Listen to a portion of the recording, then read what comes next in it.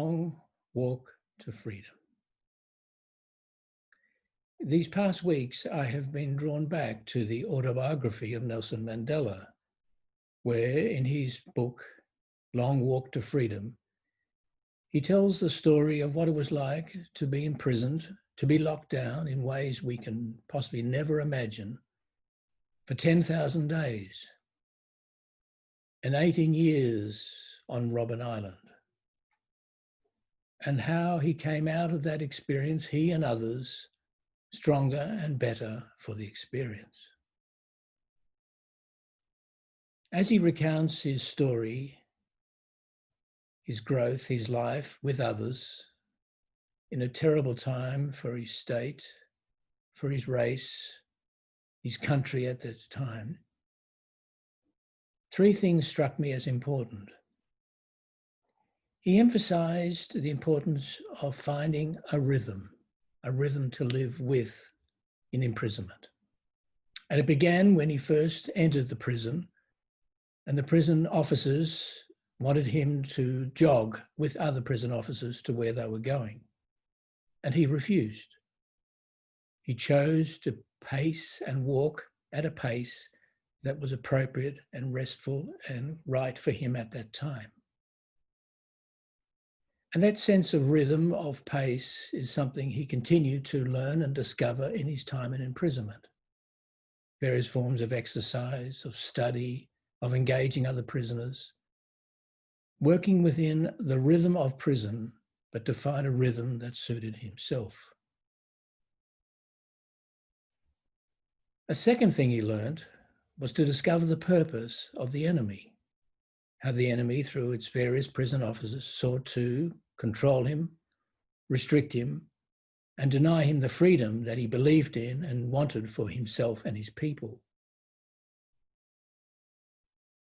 We have to understand this enemy.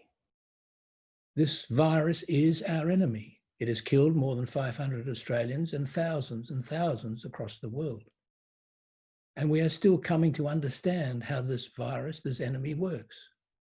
And so we resist it, we protest against it, we fight against it in all sorts of ways. Hygiene, social distancing.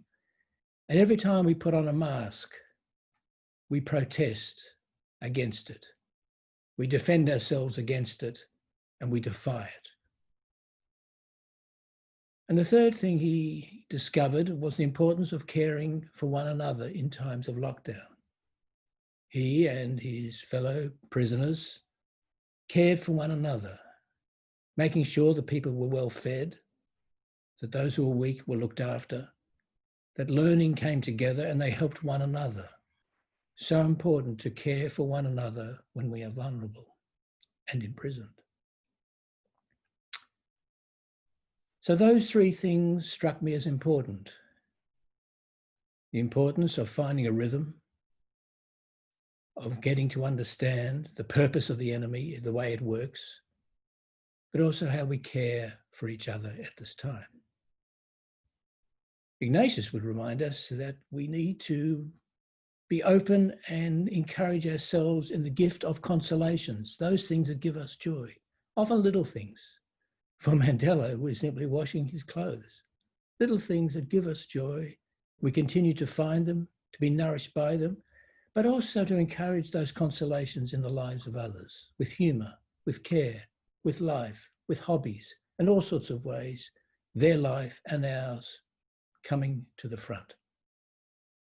Ignatius was also warn us and advise us to be alert to those things that are of the bad spirit, things that cause division, of desolation, even depression, to watch over them within ourselves and amongst those around us and dismiss them, expel them, reject them, and go back to those consolations that will always strengthen, guide us, and give us life and joy. So as we go together on this long road to freedom together, let us find a pace that is right for us and those around us. Let us keep attentiveness to the way the enemy works and resist it. And let's care for one another, bringing out the joys, the consolations in our lives and theirs, and resisting those that divide, and hurt and harm us. So on this long road to freedom that we share together, stay well, find that rhythm, resist the enemy, and care for one another.